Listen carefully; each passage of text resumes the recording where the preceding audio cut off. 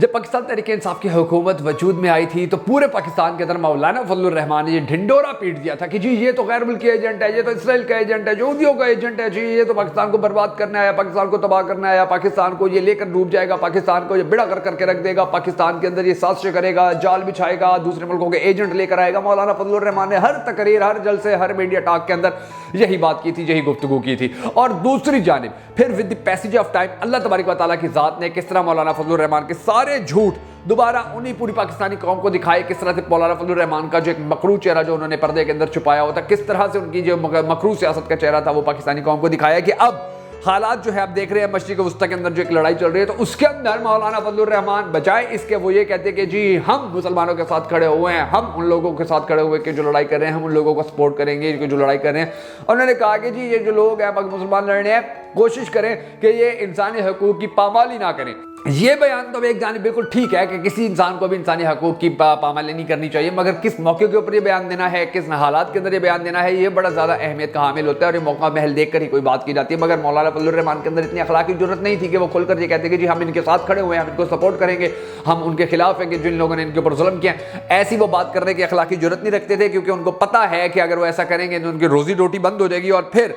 जो हमेशा से इल्ज़ाम लगाते आए थे कि पाकिस्तान तहरीक-ए-इंसाफ के चेयरमैन गैर मुल्की एजेंट हैं, तो फिर वो इल्ज़ाम फिर इनके ऊपर भी सादिक साबित ना हो सकता अगर ये इस तरह का बयान देते, क्योंकि इनको इस तरह का बयान देने की इजाज़त नहीं थी और उन्होंने ऐसा बयान नहीं दिया। तो अब पूरे पाकिस्तान को पता चल गया है कि एजेंट कौन था और कौन पाकिस्तान की जड़ों के अंदर बैठा हुआ है और कौन पाकिस्तान को खराब करने की कोशिश कर रहा है। अच्छा, दूसरी जानिब जो पाकिस्तान तहरीक-ए-इंसाफ के चेयरमैन है उन्होंने जेल के अंदर बैठे हुए हैं, मगर जेल के अंदर बैठे हुए भी आप उनको सोशल मीडिया अकाउंट जाकर देख लीजिए, आप उनका फेसबुक पेज देखिए, आप उनका यूट्यूब चैनल जाकर देख लीजिए, तो उसके ऊपर बड़े भरपूर तरीके से ना सिर्फ जो हमारे फ़लस्तीनी भाई हैं उनको सपोर्ट किया जा रहा है, ना सिर्फ उनके बारे में बात की जा रही है, बल्कि पाकिस्तान तहरीक-ए-इंसाफ के चेयरमैन से जुड़ा ये बयान भी सामने आ रहा है कि जी हम उनको भरपूर तरीके से अखलाकी तौर पर सपोर्ट कर रहे हैं, हम उनके साथ खड़े हुए हैं और हमारी हमेशा ये दुआएं रहेंगी कि वो जीत अपने नाम करें और ये जो जालिम और जाबिर वहाँ पर काबिज थे इनको वहाँ से निकालने में कामयाबी हासिल करें। यानी कि आप अंदाज़ा लगाइए, एक बंदा जेल में बैठ इतना भरपूर तरीके से अपना मौक़िफ़ दे रहे हैं और दूसरी जानिब मौलाना फजलुर रहमान जो है वो आज़ादी की फिजाओं में सांस लेते हुए भी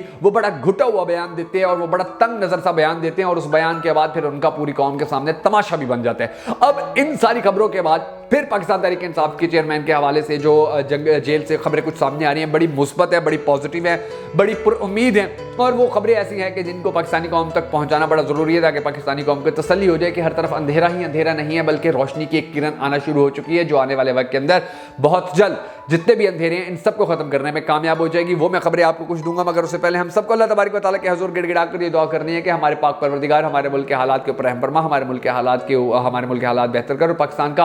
अगला वज़ीर आज़म उस शख्स को बना के जिससे ये पाकिस्तानी कौम बड़ी ज़्यादा मोहब्बत करती है और वो भी पाकिस्तानी कौम से बड़ी टूट कर मोहब्बत करता है। अगर आप भी हम सबके साथ मिलकर इस दुआ में शामिल होना चाहें तो हमेशा की तरह कमेंट सेक्शन के अंदर हमें जरूर लिख दीजिएगा और कमेंट सेक्शन के अंदर आपने ये भी जरूर बता देना है कि आप पाकिस्तान का अगला वज़ीर आज़म किसको देखना चाहते हैं। मैं हूं शकील हैदर और आप देख रहे हैं आपका मोस्ट फेवरेट चैनल बगा फैक्ट्स। नाज़रीन, अगर हमें जो सिचुएशन बनी हुई है वो सिचुएशन ये है कि जो खान की बहन है अलीमा खान वो जेल में गई हैं, उनकी जेल के अंदर मुलाकातें होती है खान के साथ, तो उन्होंने कुछ खबरें दी हैं और उन्होंने खबरें देते हुए कहा है कि जी सबसे पहली बात तो ये है कि खान के चेहरे के ऊपर माशाल्लाह से बड़ा नूर आ गया है। खान ने जेल में जाने के बाद 4 मरतबा कुरान मजीद फुरकान हमीद को मुकम्मल पढ़ लिया, यानी कि उन्होंने नाज़रा 4 मरतबा मुकम्मल कर लिया है। वो किताबें पढ़ रहे हैं और वो किताबें पढ़ के बड़ा ज़्यादा रिलैक्स भी हैं। वो कुरान मजीद फुरकान हमीद का तर्जुमा भी पढ़ रहे हैं, वो उसके अंदर भी बड़ी ज़्यादा रिलैक्सेशन फील कर रहे हैं, वो अल्लाह के करीब हो गए हैं, वो अल्लाह ताला की इबादत ज़्यादा करने लगे हैं, वो कुरान मजीद फुरकान हमीद की तलावत ज़्यादा करने लगे हैं और ये सारी चीज़ें उनको सेहत के हवाले से जो ख़तरात दरपेश हैं ख़त्म करने में बड़ा मरकज़ी किरदार अदा कर रही है। क्योंकि जेल के अंदर डिप्रेशन होती है, जहनी तनाव होता है, टेंशन होती है, तो वो सारी चीज़ें रिकवर हो जाती है, वो सारी चीज़ें ख़त्म हो जाती है जब वो कुरान मजीद फुरकान हमीद की तलावत करते हैं, जब वो अल्लाह तबारक व तआला के हुज़ूर सजदा ज़ेर होते हैं और अल्लाह तबारक व तआला के हुज़ूर जब वो मनाजात करते हैं तो फिर उनको बड़ा ज़हनी सुकून भी मिल रहा है और ज़हनी तसल्ली भी मिल रही है। और उनके इन बयानात के सामने आने के बाद नून लीग की तो फिर जो उनकी नींदें हैं वो हराम हो जाती हैं और अतात तारड़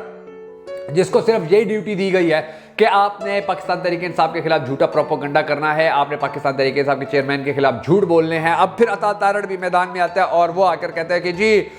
जो पाकिस्तान तहरीक-ए-इंसाफ के चेयरमैन हैं अब तो उनकी हालत बड़ी बुरी हो गई है, वो आस्ता आस्ता टूट रहे हैं, उनको हार्ट अटैक होने का खदशा है, उनकी सेहत का ख्याल नहीं रखा जा रहा, यानी कि इस तरह की बातें कर रहे हैं। तो ये वो सारी बातें हैं कि जिनको देखने के बाद अंदाजा हो जाता है कि पाकिस्तान के अंदर अब जो हालात हैं अता तारड़ के लिए और नून लीग के लिए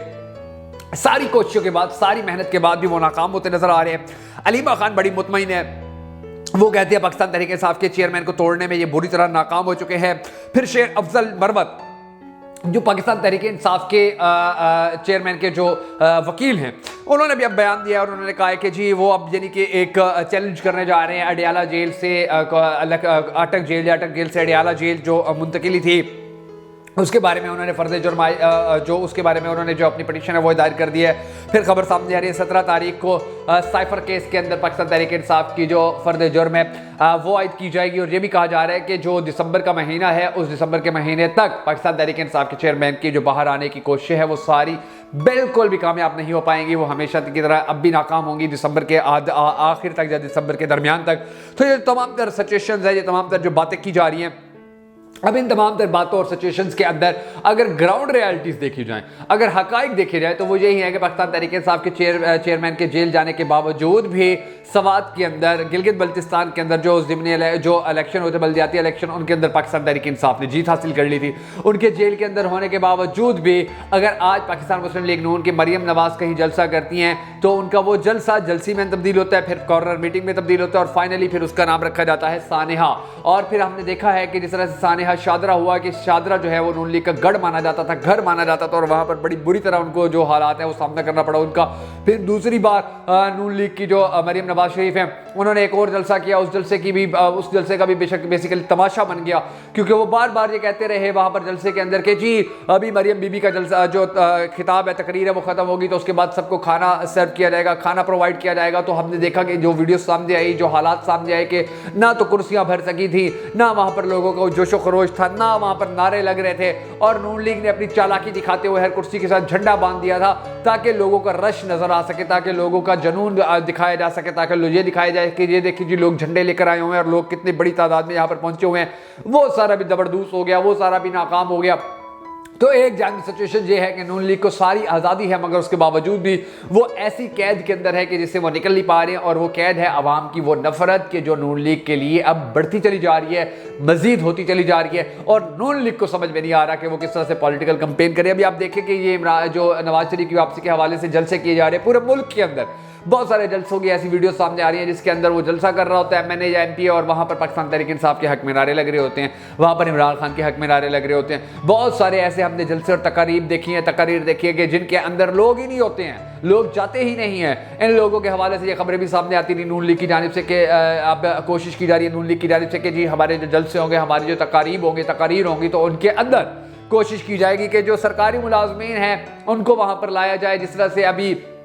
जो शेखुपुरा है वहां पर जो पुलिस ट्रेनिंग सेंटर है तो उस पुलिस ट्रेनिंग सेंटर में से फिर बहुत सारे लोग जो हैं उनको लेकर जाया जाएगा सिविल वर्दियों के अंदर और फिर वो जलसों के अंदर जाकर नारे लगाएंगे, जलसों के अंदर जाकर तकारीर करेंगे, वहां पर जाकर फिर वो पाकिस्तान मुस्लिम लीग नून के साथ खड़े होने का ऐलान करेंगे। तो ये जो तमाम तर सिचुएशंस, तमाम तर जो हालात हैं, इन हालात को देखते हुए बड़े वाज़ेह तौर पर कहा जा सकता है कि अगर आप लोगों ने पाकिस्तान तहरीक इंसाफ के चेयरमैन को जेल में डाल दिया है, अगर आपने पाकिस्तान तहरीक इंसाफ के बहुत सारे रहनुमाओं को सियासत छोड़ने पर मजबूर कर दिया है, अगर आपने पाकिस्तान तहरीक इंसाफ के बहुत सारे रहनुमाओं के ऊपर झूठे पर्चे, झूठी FIR, झूठे मुकदमा दर्ज कर दिए हैं, अगर आपने पाकिस्तान तहरीक इंसाफ के बहुत सारे रहनुमाओं को थाना कचहरी के अंदर जलीलो ख्वार करने का बेड़ा उठा लिया है, अगर आप लोगों ने पाकिस्तान तहरीक इंसाफ को तोड़ने के लिए उनके 10,000 से ज़्यादा कारकुनान को बगैर किसी जुर्म के जेलों के अंदर डालकर रखा है, अगर आपने पाकिस्तान तहरीक इंसाफ को तोड़ने के लिए आलमी लेवल के ऊपर पाकिस्तान तहरीक इंसाफ को बदनाम करने की कोशिश की और 10 अरब रुपया पाकिस्तान के मीडिया को दिया, तो उसके बावजूद भी आप नाकाम हो रहे हैं। अगर ये सब कुछ करने के बावजूद भी आपके हाथ कुछ नहीं आ रहा है